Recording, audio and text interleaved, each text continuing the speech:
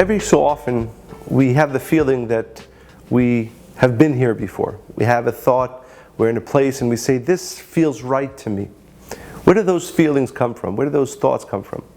And even at times when we hear information, we hear wisdom, and suddenly that resonates with us. As a matter of fact, maybe one of the most important things to understand is that if you are hearing truth, it should be resonating with you. And I think that's an innate truth that we all know, but why is that so? So there's a story in the ancient text that's simple on one level, but when you delve a little bit deeper, you come to understand its true meaning. It says that every single person, you and I, before we enter into this physical world, we are actually taught all the wisdom that exists. We are taught everything. And then they say that as the body enters into this physical world, it says that an angel comes and hits us on the lip, and then we forget everything that we learned.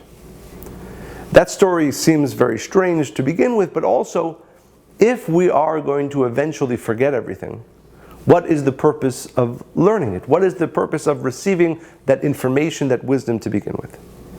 So, if we understand that in truth, every single one of us has all the information we need within us, all the wisdom, all the direction, all the answers that we need.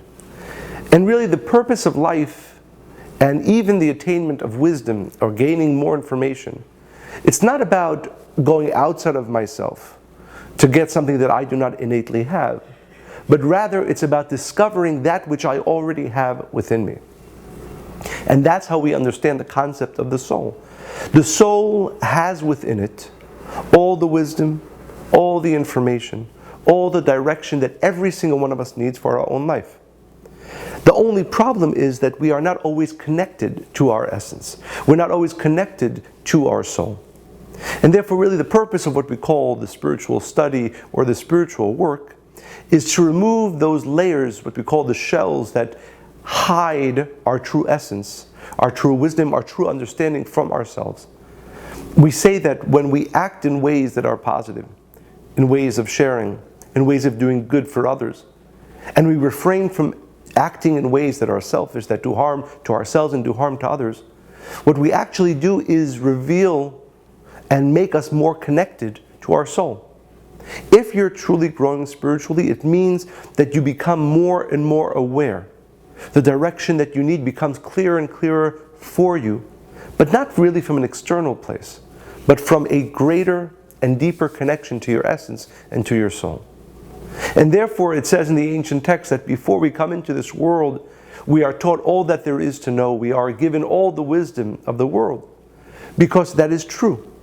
Every single one of us, before we entered into this physical world, are imbued with the potential to know everything, to have the answers to all the questions that we seek.